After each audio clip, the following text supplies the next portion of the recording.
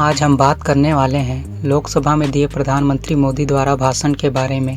पहले आप उनका छोटा सा भाषण जरूर सुन लें। भारत ने एक आत्मनिर्भर भारत के रूप में जिस प्रकार से एक के बाद एक ठोस कदम उठाए हैं और जन सामान्य ने उठाए हैं, लेकिन हम उन दिनों को याद करें कि जब दूसरा विश्व युद्ध समाप्त हुआ था, दो विश्व युद्ध ने दुनिया को झकझोर दिया था। मानव जात, मानव मूल्य संकट के घेरे में थे, निराशा छाई हुई थी। और सेकेंड वर्ल्ड वॉर के बाद पोस्ट वर्ल्ड वॉर एक दुनिया में एक नया ऑर्डर, न्यू वर्ल्ड ऑर्डर, उसने आकार लिया। शांति के मार्ग पर चलने के शपथ हुए। सैन्य नहीं सहयोग, इस मंत्र को लेकर के दुनिया के अंदर विचार प्रबल होते गए। यूएन का निर्माण हुआ, इंस्टीट्यूशंस बनी, भांति भांति के मैकेनिज्म तैयार हुए ताकि विश्व को पोस्ट वर्ल्ड वॉर के बाद एक सुचारू ढंग से शांति की दिशा में ले जाया जाए। लेकिन अनुभव कुछ और निकला। अनुभव ये निकला कि दुनिया में शांति की बात हर कोई करने लगा। पोस्ट वर्ल्ड वॉर शांति की बातों के बीच भी हर कोई जिसकी ताकत थी अपनी सैन्य शक्ति बढ़ाने लगा।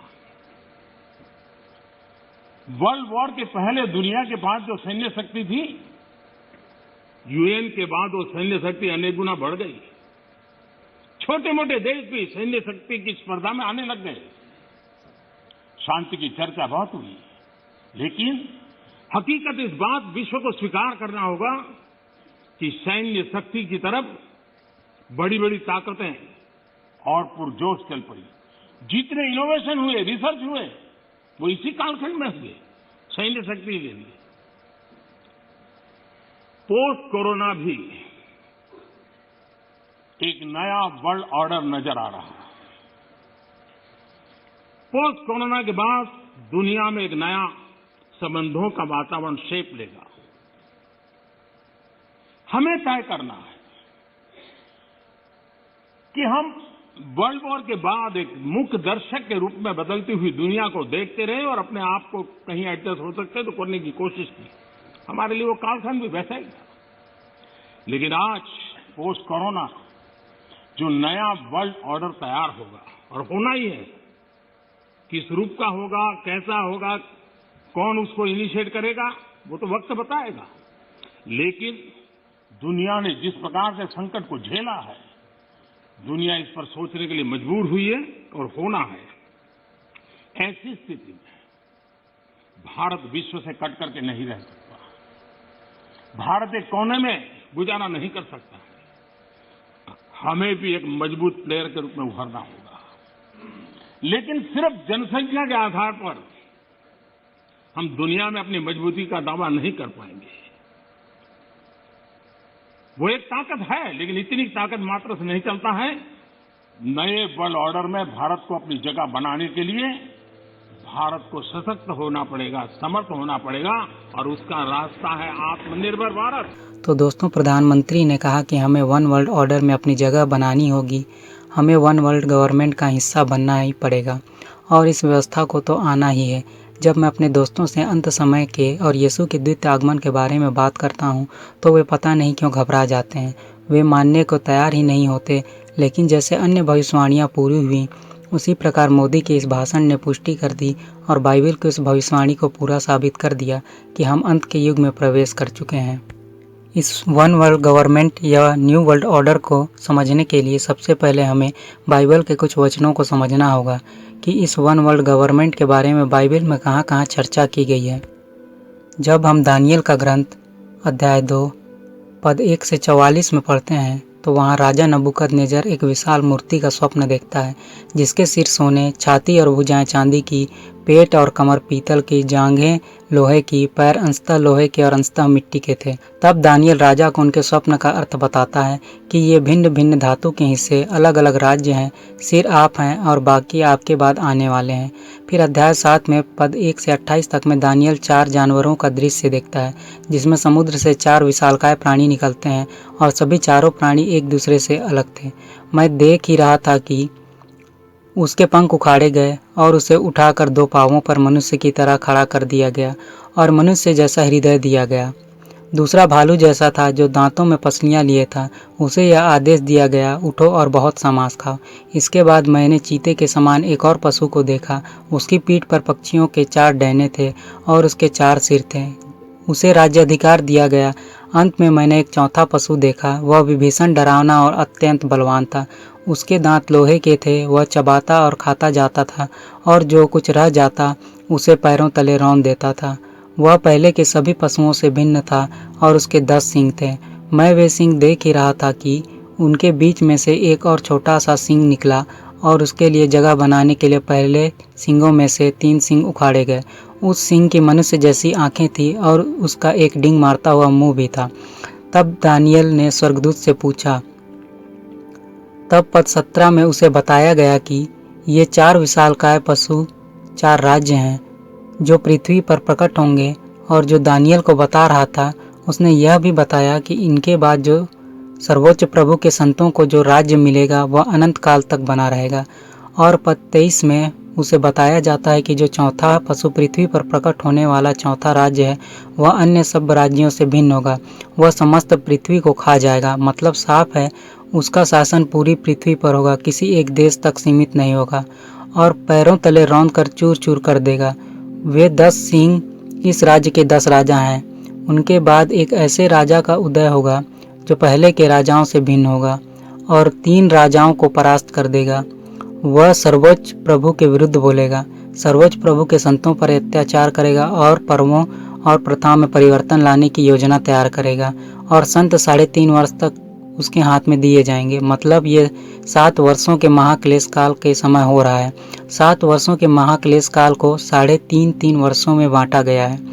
जितने भी बड़े बाइबल के स्कॉलर हैं वे बताते हैं कि जो पहला पशु सिंह है वह ब्रिटेन है, दूसरा गरुड़ के समान अमेरिका और तीसरा रसिया भालू और जो चीता है वह जर्मनी को रिप्रेजेंट करता है। आप इनके नेशनल सिंबल को देख सकते हैं जो वर्णन के अनुसार मैच करते हैं। चौथा राज्य है वह है संयुक्त राष्ट्र संघ, जिसके 10 अस्थायी सदस्य हैं, जिसमें 7 महाद्वीप के 10 देशों के एक एक सदस्य चुनकर आते हैं।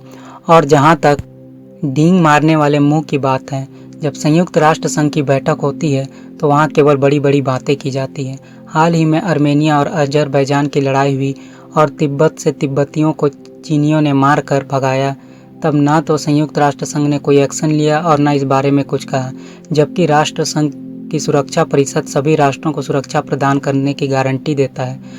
आगे अगर प्रकाशना ग्रंथ के अध्याय 13 को पढ़ें तो वहाँ भी 10 सींगों की बात की गई है, जो चीते के समान मगर पैर भालू के, मुंह सिंह के मुंह जैसे, पंखदार सर्प जिसे अपना सामर्थ्य देता है।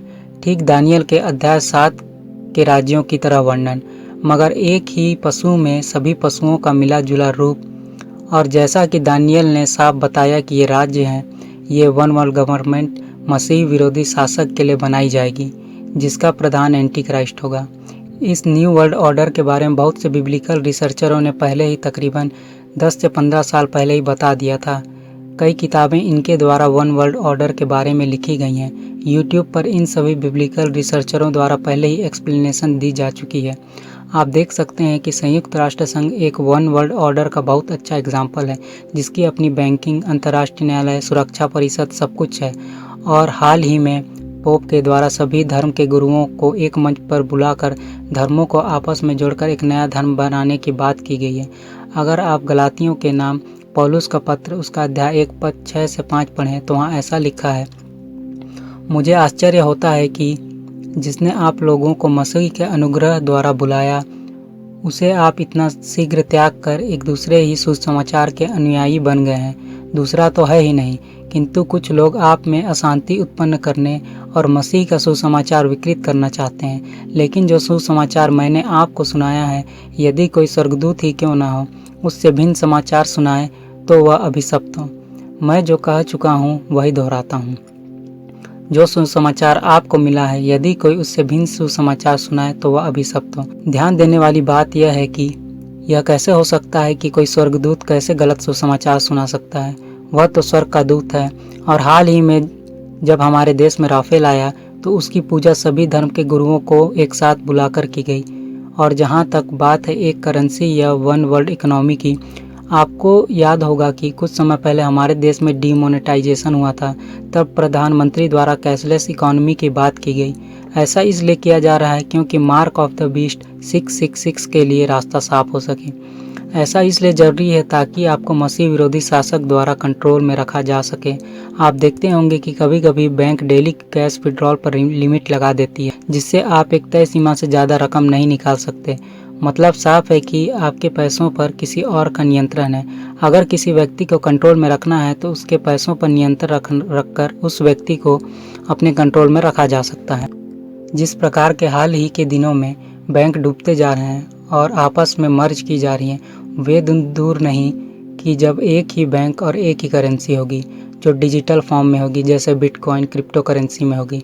क्योंकि बाइबल में साफ बताया गया है कि जो न्यू वर्ल्ड ऑर्डर का लीडर या एंटी क्राइस्ट होगा वो सबके दाहिने हाथ या माथे पर एक छाप लगा देगा, और जो छाप नहीं लेगा वह खरीद बिक्री नहीं कर सकता। आपको बता दूं कि इन सभी बातों की रिहर्सल चल रही है। एंटी क्राइस्ट के लिए रास्ता तैयार किया जा रहा है। आज आपके पास आधार कार्ड है, जो आज हर चीज़, चाहे बैंक हो या पासपोर्ट बनवाना हो, सभी के लिए अनिवार्य है। आपने देखा होगा कि हमारे देश का डिजिटलीकरण किया जा रहा है, जिससे डिजिटल इंडिया के नाम से प्रमोट किया जा रहा है। हर कार्य आज डिजिटली हो रहा है। ये करीब करीब उसी तरह की व्यवस्था है जिस प्रकार मोदी जी ने कहा कि हम अलग थलग नहीं रह सकते, हमें न्यू वर्ल्ड ऑर्डर का हिस्सा बनना पड़ेगा और इस व्यवस्था को तो आना ही है, और हमें इस न्यू वर्ल्ड ऑर्डर में अपनी जगह बनानी होगी। और आप में से कई लोग कहेंगे कि जी हम तो क्रिश्चियन नहीं हैं और हम भारत में रहते हैं, ये तो विदेशी सिस्टम है। तो वो सावधान हो जाएं, क्योंकि ये किसी एक देश या जाति तक सीमित नहीं होगा, बल्कि इस धरती पर मौजूद 7 महाद्वीप में रहने वाले सभी देशों के निवासियों और उनमें रहने वाले सभी धर्मों के लोगों से होगा। वो जो मसीह विरोधी शासक है वह पूरी दुनिया पर 7 वर्षों के लिए शासन करेगा। अब वो दिन ज़्यादा दूर नहीं है जब प्रभु यीशु का आगमन होगा और रैप्चर हो जाएगा।